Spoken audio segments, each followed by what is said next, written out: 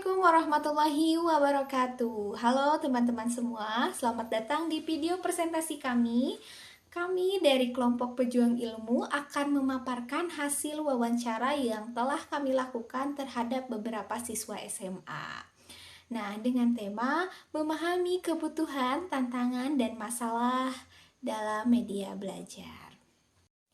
Nah, adapun tujuan dari wawancara kali ini adalah untuk mengetahui secara langsung media pengajaran apa sih yang mereka butuhkan dan apakah media pengajaran yang sekarang kita lakukan ini efektif gitu untuk mereka. Apa sih tantangan dan masalah yang mereka hadapi, seperti itu. Sebelumnya, saya ucapkan terima kasih kepada dosen pengampu mata kuliah, bimbingan dan konseling yang telah memberikan tugas ini dan memberi pengarahan dalam proses pembuatan video ini. Dan juga tak lupa saya ucapkan terima kasih banyak kepada para narasumber yang sedia untuk meluangkan waktunya dan pemikirannya. Oke, sebelum masuk ke pembahasan, perkenalkan saya Priska Agustina. Saya di sini sebagai moderator. Tentunya saya bersama teman-teman saya ada Siti Fitri Awalia, Siti Rahma Aulia, Pak Syari Romatullah, dan Yuniar Septiani. Yuk simak sampai habis ya videonya. Assalamualaikum warahmatullahi wabarakatuh. Halo, perkenalkan nama saya Siti Rahma Aulia. Saya dari Program Studi Pendidikan Agama Islam semester 4. Di sini saya akan menyampaikan sedikit presentasi mengenai kebutuhan media pengajaran dalam tingkat SMA sederajat. Nah, di dalam sekolah SMA atau sekolah menengah atas pasti membutuhkan media pembelajaran karena itu merupakan salah satu alat praktis komunikasi antara guru dengan siswa. Disitulah letak sebuah keefisienan waktu dan keefektifan waktu, ataupun dengan cara itu siswa menjadi sangat tertarik dalam pembelajaran mata pelajaran tersebut. Nah, sebenarnya apa sih media pembelajaran itu? Di sini saya akan mengemukakan dua pengertian dari beberapa ahli. Yang pertama yaitu menurut Briggs. Tahun 1977, media pembelajaran adalah segala sesuatu yang dapat digunakan untuk menyalurkan pesan atau informasi dari sumber ke penerima. Tujuannya adalah untuk merangsang pikiran, perasaan, perhatian, dan kemauan siswa agar mereka lebih termotivasi untuk belajar. Dan yang kedua, menurut Sadiman dan kawan-kawan, pada tahun 1984, mendefinisikan media pembelajaran sebagai segala bentuk dan saluran yang digunakan untuk menyampaikan pesan atau informasi dari pengirim kepada penerima. Dari kedua definisi ini, kita bisa melihat bahwa media pembelajaran bukan hanya terbatas pada alat-alat saja, tetapi juga mencakup metode dan pendekatan dalam penyampaian pesan. Mungkin itu definisi menurut dua para ahli. Di sini ada beberapa jenis media pembelajaran, khususnya dalam mata pelajaran pendidikan agama Islam di tingkat SMA. Yang pertama yaitu media visual. Contohnya adalah gambar, foto, poster, infografis, komik, video, dan film pendek yang berkaitan dengan kisah Nabi, sejarah Islam, atau konsep-konsep tersebut. Media visual sangat efektif untuk meningkatkan daya ingat dan pemahaman siswa. Yang kedua, media audio seperti rekaman Al-Quran, lagu-lagu religi, dan ceramah keagamaan. Media ini dapat meningkatkan pemahaman dan penghayatan terhadap nilai keagamaan. Yang ketiga yaitu media audiovisual. Ini adalah gabungan antara audio dan visual. Contohnya video pembelajaran yang menjelaskan konsep akidah atau video dokumenter tentang kehidupan Rasulullah SAW. Media ini sangat efektif untuk menjelaskan konsep yang kompleks dengan cara yang lebih mudah dipahami. Dan yang keempat yaitu media cetak, termasuk buku, teks, modul, atau brosur dan lain sebagainya berisi materi pembelajaran pendidikan agama Islam. Media cetak penting untuk memberikan informasi tertulis yang detail. Nah, yang kelima yaitu media elektronik dan digital. seperti website pendidikan, aplikasi pembelajaran, e-learning, presentasi digital, atau PowerPoint. Pembelajaran media digital ini memberikan akses yang luas dan fleksibel terhadap materi pembelajaran. Dan yang terakhir yaitu media interaktif. Contohnya adalah simulasi, permainan edukatif, dan kuis online yang dapat meningkatkan partisipasi dan interaksi siswa. Lanjut ke kebutuhan media pembelajaran berdasarkan karakteristik peserta didik. Pemilihan media pembelajaran ini harus disesuaikan dengan karakteristik dari peserta didik. Remaja SMA memiliki daya imajinasi dan kreativitas yang sangat tinggi. Nah, ini menyebabkan media pembelajaran harus menarik dan interaktif. Kriteria pemilihan media pembelajaran yang efektif. Dalam memilih media pembelajaran ada beberapa kriteria yang perlu kita pertimbangkan. Yang pertama yaitu relevansi. Media harus relevan dengan materi dan tujuan pembelajaran. Jadi harus sama ketika kita mengadakan sebuah media pembelajaran, itu harus relevan atau harus berhubungan dengan pembelajaran tersebut, tidak boleh keluar dari topik seperti itu ya. Yang kedua yaitu akurasi. Materi yang disampaikan harus akurat dan sesuai dengan sumber yang terpercaya. Yang ketiga yaitu kejelasan. Media harus mudah dipahami dan tidak menimbulkan kebingungan pada peserta didik. Yang keempat yaitu ketersediaan. Media harus mudah diakses dan tersedia. Jadi jika memang media tersebut tidak ada di dalam sekolah tersebut, maka dari itu kreativitas seorang guru sangat diperlukan dalam keadaan tersebut, gitu ya. Yang kelima, biaya pengadaan dan penggunaan media harus terjangkau, tidak boleh melebihi kapasitas yang bisa dilakukan oleh sekolah tersebut, gitu ya. Yang terakhir yaitu keefektifan. Media harus dapat meningkatkan pemahaman dan minat belajar pada siswa.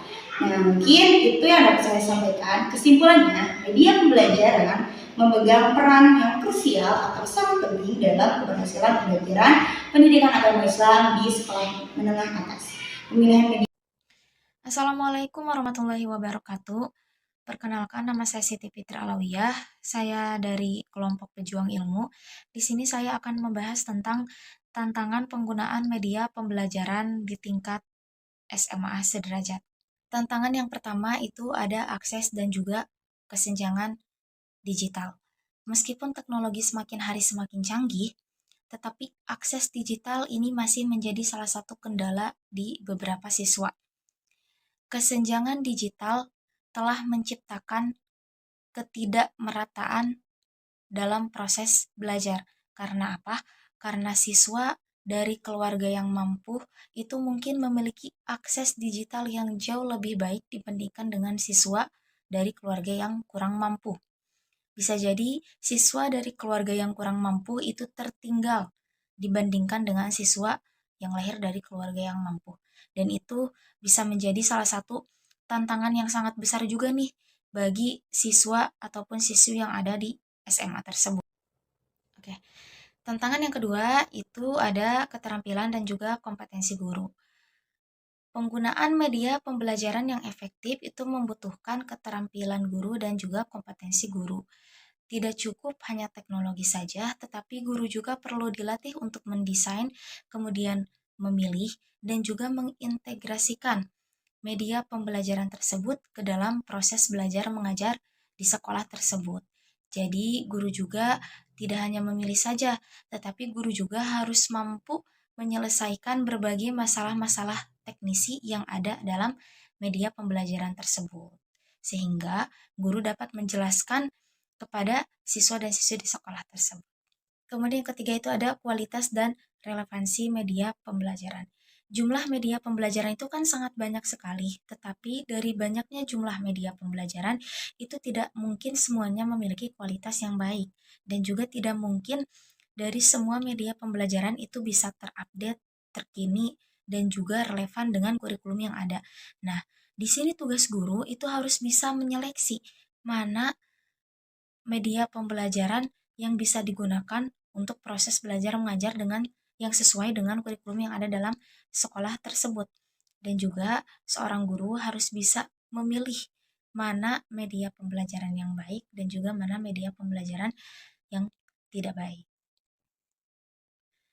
Yang keempat itu ada integrasi dengan kurikulum dan pembelajaran. Media pembelajaran itu kan tidak boleh berdiri sendiri, tetapi media pembelajaran itu harus berintegrasi dengan tujuan pembelajaran dan aktivitas belajar siswa. Jadi seorang guru itu harus bisa merencanakan secara matang mana media pembelajaran yang dapat meningkatkan kompetensi dasar seorang siswa ataupun siswi di sekolah tersebut sesuai dengan kurikulum yang ada. 5. Itu ada biaya dan sumber daya. Pemeliharaan media pembelajaran seperti media pembelajaran digital itu membutuhkan biaya yang sangat banyak sekali, memerlukan biaya yang tidak sedikit, seperti untuk membeli perangkat lunak, kemudian untuk membeli perangkat keras, sedangkan sekolah kan dalam hal biaya itu sangat terbatas sekali. Dan tidak hanya itu saja, sekolah juga harus mempunyai sumber daya manusia yang mengerti dan juga yang bisa mengelola media pembelajaran digital tersebut. Yang keenam itu ada motivasi dan partisipasi siswa. Walaupun memang media pembelajaran itu dirancang untuk menarik minat siswa dalam belajar, tetapi kan tidak semua siswa itu suka dengan media pembelajaran yang ada. Mungkin di satu sisi siswa menyukai media pembelajaran tradisional, tetapi di sisi lain mungkin siswa menyukai media pembelajaran secara teknologi. Nah, dari sini guru harus bisa nih membuat strategi yang baik yang dimana media pembelajaran tersebut bisa disukai oleh semua siswa dan siswi di sekolah tersebut. Baik, kemudian yang terakhir itu ada aspek psikologis dan sosial. Jadi, penggunaan media pembelajaran yang berlebihan itu juga dapat berdampak negatif pada kesehatan mental dan juga sosial siswa tersebut.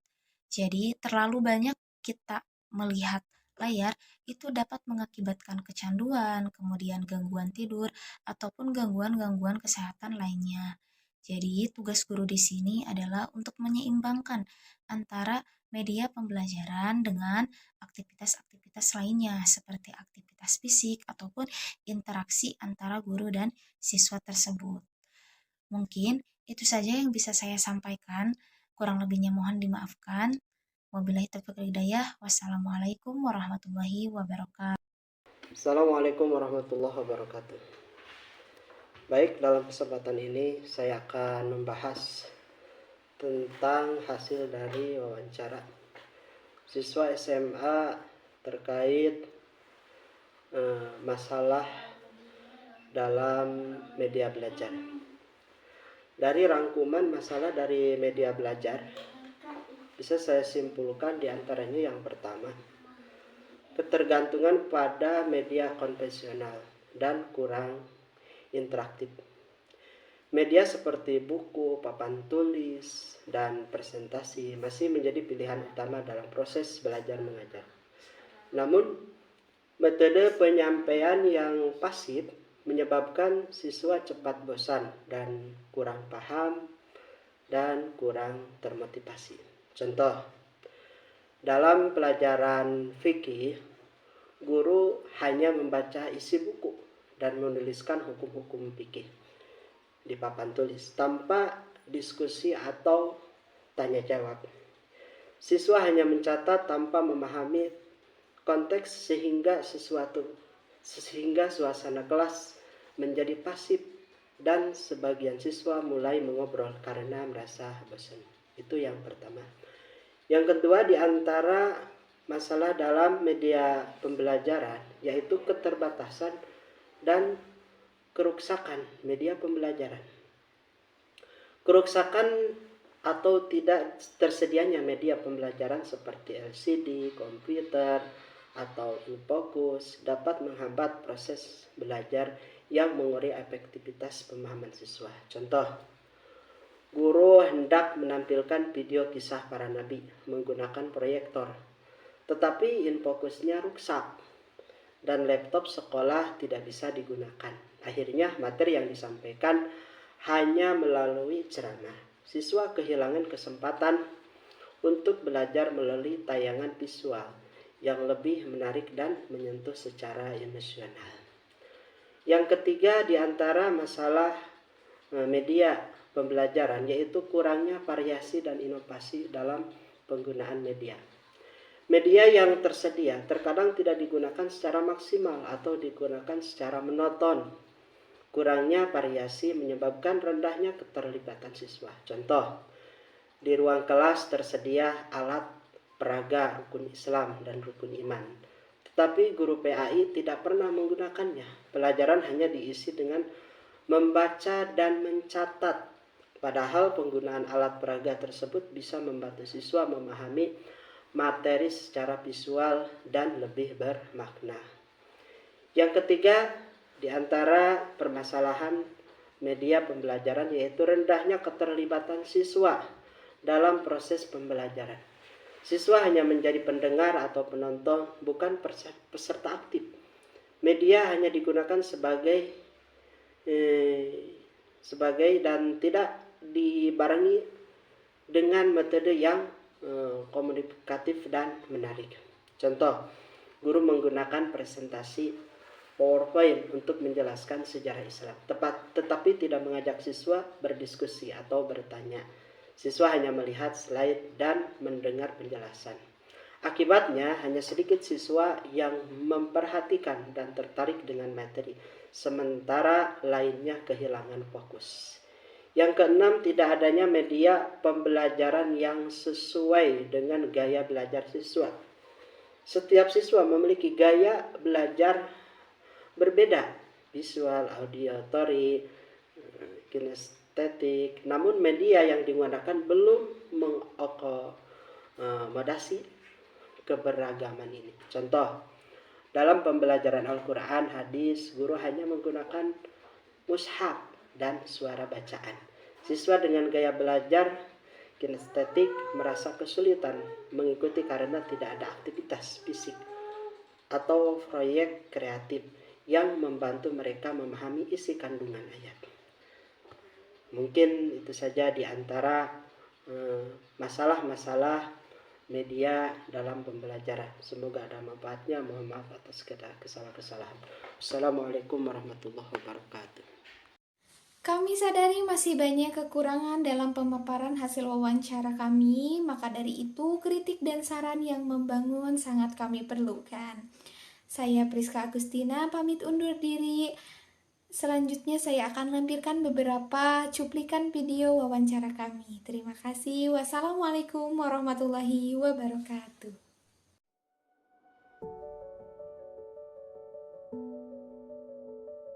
Oke, ini bertanya ya, apakah kamu merasa bahwa media pembelajaran yang digunakan guru di sekolah saat itu udah sesuai gak sih sama kebutuhan belajar kamu? Coba dijelasin dari cerita. Menurut Lolo, untuk saat ini sudah sangat sesuai, apalagi mungkin nanti ya.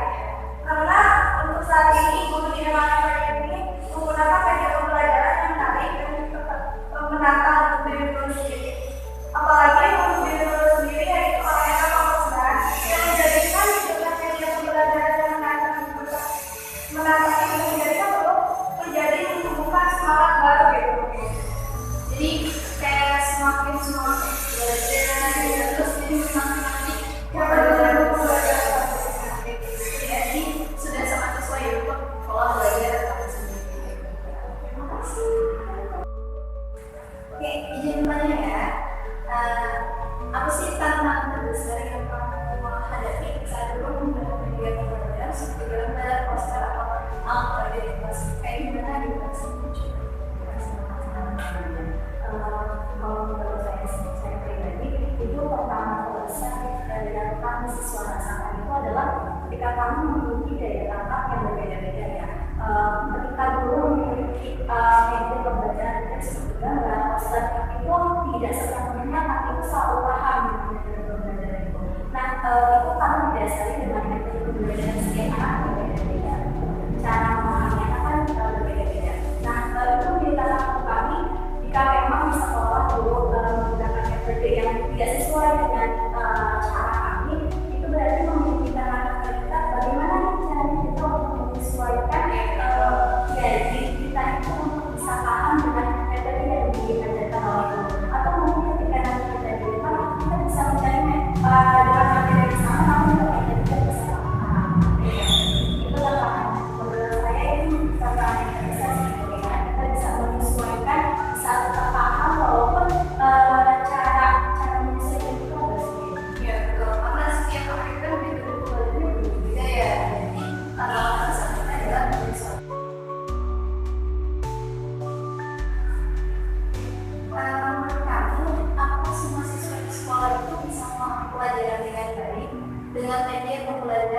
pembelajaran yang tersedia saat ini. Itu terus.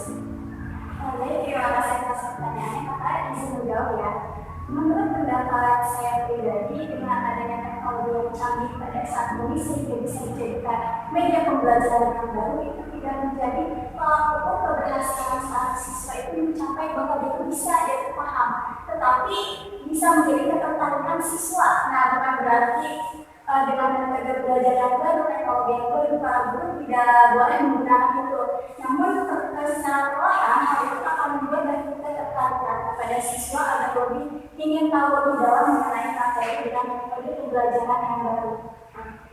Jadi harus menyesuaikan gimana caranya siswa itu artinya bisa menyesuaikan dengan metode pembelajaran yang ada saat ini. Nah, iya betul. Terus karena alasannya kenapa tadi saya bilang tidak semua orang itu bisa langsung paham dan mengerti dengan media atau teknologi pada saat ini, karena setiap orang itu ketertarikannya berbeda dan juga pemahaman dan kesukaannya itu berbeda. Jadi setiap orang memiliki rasa